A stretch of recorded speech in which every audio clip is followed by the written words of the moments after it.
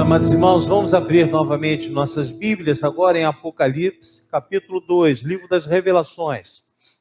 Apocalipse, capítulo 2. E vamos dar continuidade ao nosso estudo das 7 igrejas do Apocalipse. Domingo passado conversamos sobre a igreja de Éfeso. A igreja de Éfeso. Era a igreja mais importante da região, um grande porto, uma igreja rica, mas uma igreja que tinha se esfriado espiritualmente. Eles liam a palavra, buscavam cumprir a palavra, mas não faziam em amor a Cristo Jesus. E a palavra de Deus diz que eles deveriam voltar ao primeiro amor.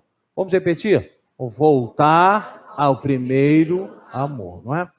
Amados queridos irmãos, essas 7 igrejas da Ásia Menor, conhecidas como as igrejas do Apocalipse, elas representavam o universo das igrejas na época. Eram igrejas fortes, igrejas dominantes, igrejas com um trabalho muito importante. E hoje essas igrejas não mais existem. Os templos são escombros de pedras. Talvez na região menos de 1% da população seja de cristãos. E por que isto aconteceu? Nós estamos iniciando a nossa igreja podemos dizer uma igreja jovem, ainda com 19 anos de idade, e nós vamos ver através dessas 7 igrejas, que a morte de uma igreja acontece quando ela se aparta da verdade.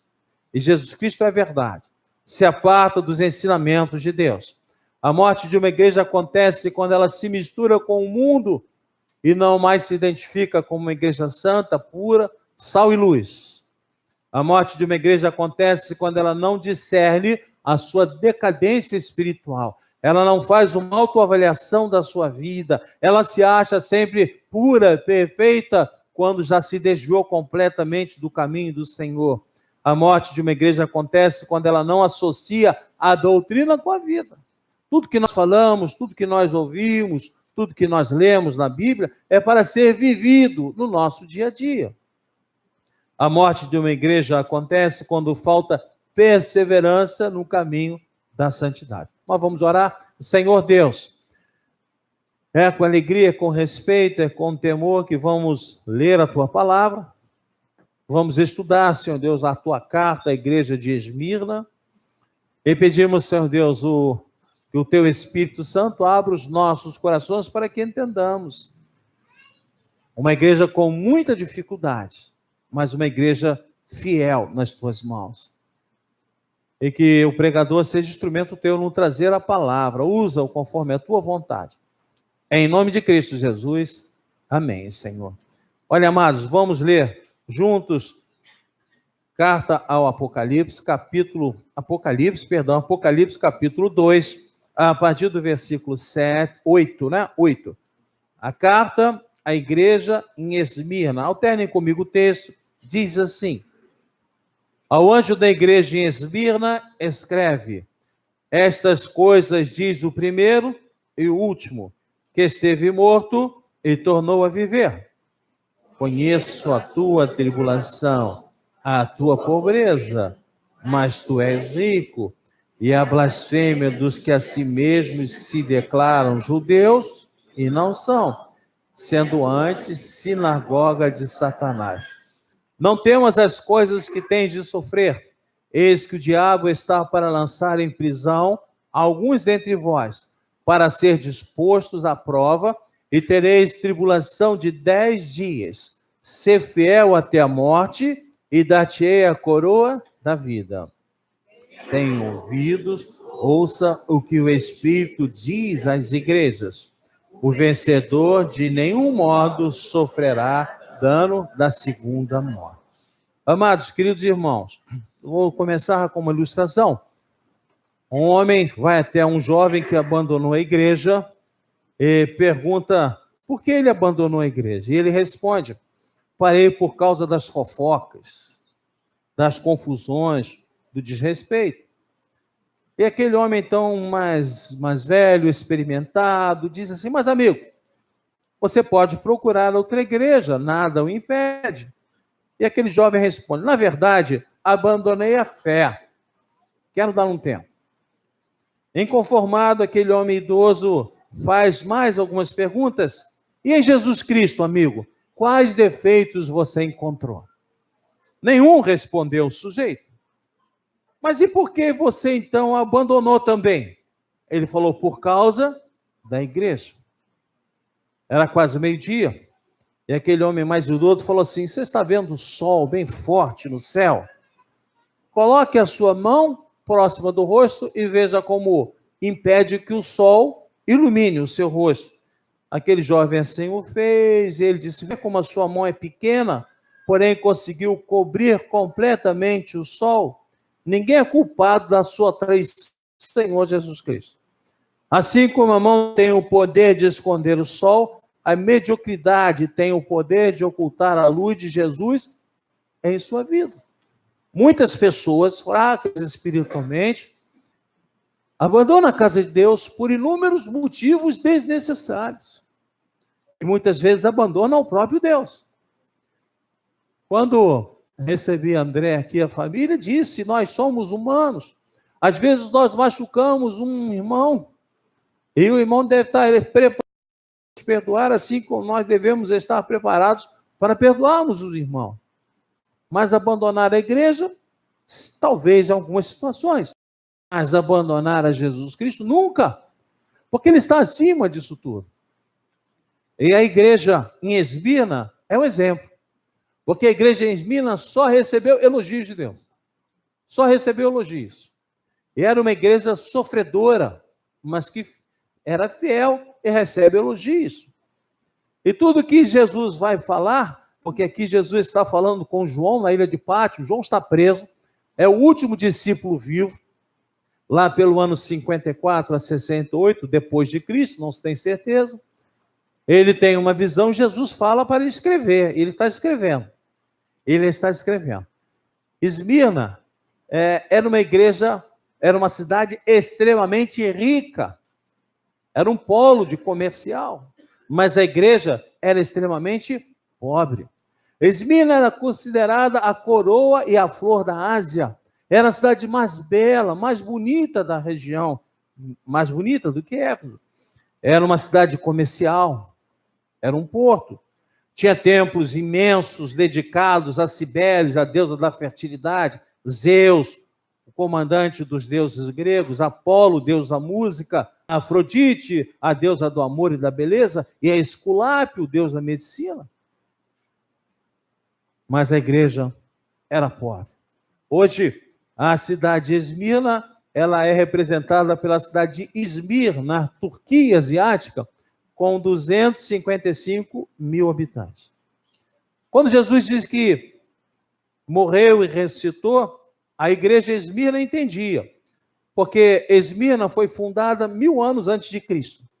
No ano 600 antes de Cristo, os lídios invadiram e destruíram completamente a cidade.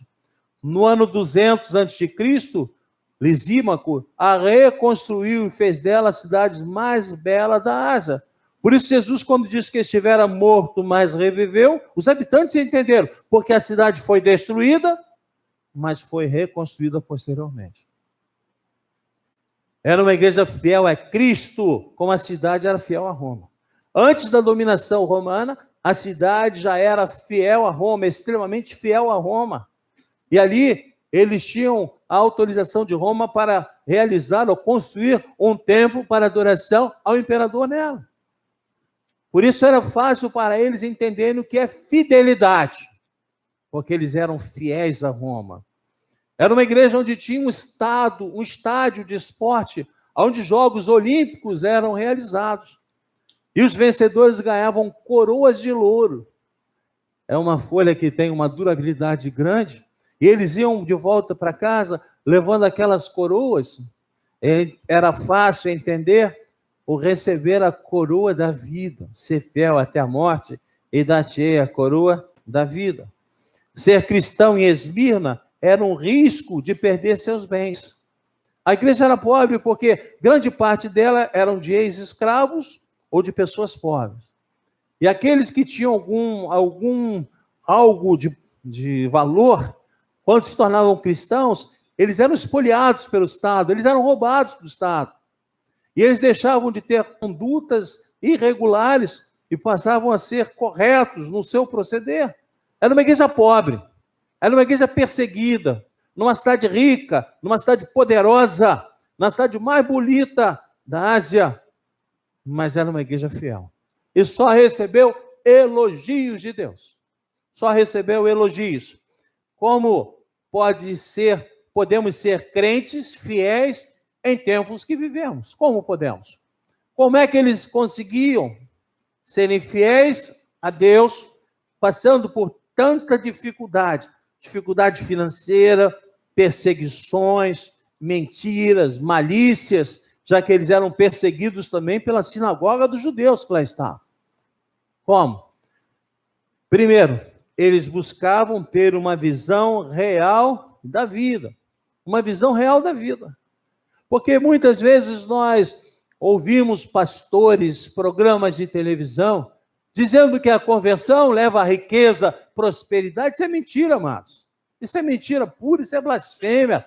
Esses homens queimarão no inferno, porque eles estão espoliando o dinheiro da igreja em benefício próprio. A igreja vai se empobrecendo e esses pastores vão se enriquecendo. Pastores com aviões, pastores com casa no exterior. Quando nós vemos que Jesus disse que não tinha onde deitar a cabeça. Quando nós vemos que Jesus andava com os seus discípulos. Pastores que andam com segurança, tendo medo de serem atacados ou serem assaltados. Quando Jesus não tinha nada, vivia de doações de viúvas, pobres, muitas delas. Como ser um crente fiel em tempos de prova, como hoje? Primeiro, tem uma visão real da vida. Tem uma visão real da vida. A igreja Esmirna passava por tribulações, mas não perdeu a fé. Não perdeu a fé. Os crentes eram atacados, eram mortos, eram presos, eram lançados, amados, de cima do Monte Pagos. Morriam por causa da fé.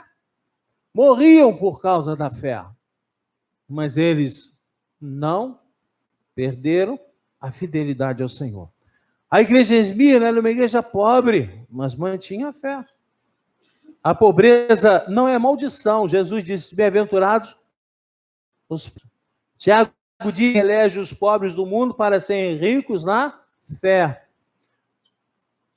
Mas, amados, queridos irmãos, seus bens eram saqueados, seus bens eram tomados, muitos vinham de classes pobres, escravos, ex-escravos, e alguns mudaram seus métodos suspeitos de trabalho por sua fidelidade a Cristo, perderam os lucros fáceis, mas se tornaram pessoas honestas na visão de Deus. A igreja em Esmirna sofria difamação. Havia uma forte e influente comunidade judaica em Esmirna. Eles perseguiam os cristãos, influenciavam os romanos para prendê-los. Eles espalhavam falsos rumores sobre os cristãos. E lembramos que o diabo é o pai da mentira. Se você tem um costume de mentir, cuidado, porque a Bíblia diz que o diabo é o pai da mentira. Pelas mentiras, muitos eram levados para julgamento, muitos eram presos, muitos eram mortos. E João aqui escreve, orientado por Deus, dizendo que era uma sinagoga de Satanás. Os judeus se achavam superiores, eles se achavam puros, eles desprezavam os cristãos, eles perseguiram a Paulo enormemente em Antioquia, em Icônio, em Listra, ele foi apedrejado. E ele resolve, então, por orientação de Deus, pregar aos gentios. Os crentes passavam a sofrer várias acusações levianas, eram chamados de canibais, porque era dito que eles comiam sangue e comiam a carne de um homem. Jesus era uma descompreensão, uma incompreensão do que é a Santa Ceia. Eles eram chamados de ateus, por não se dobrarem diante das imagens dos vários deuses que lá estavam. Eles eram chamados de desleais e revolucionários por se negarem a dizer que César o imperador romano era o Senhor e não serviu o exército nas inúmeras batalhas de crescimento do Império Romano. Os cristãos eram lançados na prisão. E ser lançado na prisão era uma sentença de morte, porque os romanos não tomavam posição com relação aos presos. Eles não eram alimentados, não eram cuidados, e normalmente eles morriam de peste, de lepra, de fome, mas continuavam fiéis. Amados, queridos irmãos, olhem que interessante. Uma igreja passando por tribulações, uma igreja pobre, uma igreja que era difamada, uma igreja que vivia presa, perseguida, continuava com fé. Porque nós precisamos ter uma real compreensão da salvação. Quando imaginamos que salvação simboliza riqueza, caminhamos erradamente na direção do inferno. Eu lembro de um homem que foi convertido, era membro da igreja presbiteriana Tomás Coelho. Ele assistiu alguns cultos com a esposa e não foi convertido, se dizia convertido, e quis participar do ofertório, pediu ao presbítero um cartão de oferta, e durante 4 meses ele participou do ofertório. Meu sogro, presbítero Ailes, era o tesoureiro da igreja, presbítero. E depois de 4 meses ele chegou até o meu sogro e falou assim: Ailes, eu tenho ouvido mentiras aqui nessa igreja. Eu disse: mas por quê? Porque o pastor disse que contribuindo com Deus nós somos abençoados na terra. E eu durante 4 meses tenho contribuído com o meu dízimo e o meu salário continua igual, não recebi aumento nenhum. Meu sogro abriu o talão de cheque da igreja e falou: diz quanto você deu à igreja que eu vou te devolver agora. Isso é barganhar com Deus, é negociar com Deus. O dízimo é trazer parte daquilo que nós recebemos a Deus, que nos dá tudo que recebemos. Porque tudo vem dele, tudo é para ele, a glória é dele. Segundo ponto, a igreja entendia que a avaliação de sucesso de Jesus é diferente da avaliação do mundo. O mundo valoriza o belo, o mundo valoriza o rico, o mundo valoriza o poderoso. Mas Jesus valoriza aquele que é fiel. Jesus olha o coração. Jesus olha o sentimento. Vejam bem, nós lemos domingo passado sobre a igreja em Éfeso, uma igreja que lia a palavra, uma igreja que avaliava aqueles que chegavam pregando o evangelho. E Jesus disse: não adianta nada disso, porque o coração de vocês não está transformado, não está quebrantado. Jesus olhava o coração e dizia para aquela igreja: volta ao primeiro amor. Essa igreja pobre, miserável, perseguida, difamada, Jesus elogia a fé dela. Porque não há nada mais importante para nós do que juntarmos tesouros no céu, porque os da terra ficam na terra. Os do céu desfrutaremos no céu. Eu convoquei os nossos irmãos homens para um trabalho sábado, né? Levar a geladeira para cima, já que, peço desculpa aos irmãos, nosso elevador está pronto já há 2 meses e não conseguimos colocar o elevador para funcionar porque falta licença da prefeitura. E eu dizia no zap para os irmãos: o pagamento é mais um tijolinho no céu, porque na terra será um obrigado, um aperto de mão, viu? E é isso que vale na nossa vida. Às vezes nós ajuntamos bens, amealhamos o que podemos, queremos tudo perto de nós e esquecemos que um dia Deus vai nos chamar. Você não sabe disso? Deixa eu dizer, um dia você vai morrer. Não sabia? E aí tudo que você tem vai ficar aqui, às vezes até briga entre os filhos. Juntamos muito aqui, a palavra de Deus diz que aqui a ferrugem corrói, o tempo destrói. Seu carro vai ficar, sua casa vai ficar. Ah, pastor, o senhor está pedindo para eu dar para a igreja? Não, fica com você, toma conta. Você é um dispenseiro, Deus colocou na sua mão para você tomar conta. Mas entenda que nada disso você vai levar. O que nós levamos é um coração transformado. É uma vida de fé. Enquanto o mundo avalia os homens pelo ter, Jesus os avalia pelo ser. Terceiro ponto. A igreja sabia que Jesus estava no controle da vida deles. Nós lemos lá no início do capítulo 2 que Jesus anda pelo meio dos 7 candeeiros. Jesus está aqui, amados. Você acha que Jesus está longe? Jesus está aqui, está do seu lado, na sua frente. Jesus está aqui, Jesus conhecia o sofrimento daquela igreja. A palavra de Deus diz que Deus não dormita nem dorme, está olhando para nós, está olhando para você, Ele sabe o que você está passando. Deus conhece as suas lágrimas, Deus conhece a sua dor, Deus conhece o seu sofrimento. Deus conhecia o sofrimento da igreja de Esmirna, caluniada, perseguida, espoliada. Mas Deus permite o sofrimento com um propósito, para lhe provar, não para lhe destruir. Como é que pode uma igreja dessa ser fiel a Deus? Porque cada vez mais nós seguramos nas mãos de Deus, entendemos que somos incapazes de vencer esse problema e cada vez mais confiamos em Deus. Com a palavra de Deus lá em Tiago, bem-aventurado aquele que passa por provações, porque aumenta em perseverança e em fé. Não gostamos de sofrer, não queremos sofrer, mas às vezes Deus nos deixa sofrer para que possamos ser transformados e fortalecidos em amor. Jesus está no controle da sua vida. Jesus controla tudo sobre a sua vida. Concluindo, amados, queridos irmãos, o texto diz: quem tem ouvidos para ouvir, ouça o que o Espírito diz às igrejas. Ninguém aqui era surdo, ninguém aqui é surdo, mas nem todos nós conseguimos compreender, entender, enxergar, sentir o que Deus está nos falando. O vencedor, o texto diz que não sofrerá o dano da segunda morte, porque pela primeira morte todos nós passaremos, a morte física, mas a morte espiritual somente aqueles que não aceitarem Jesus Cristo como Salvador.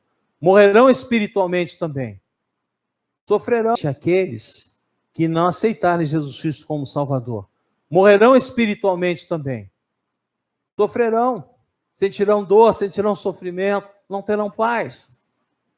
Receberam aqui na vida os seus bens, as bênçãos, mas depois sofrerão martírio, não escaparão do inferno.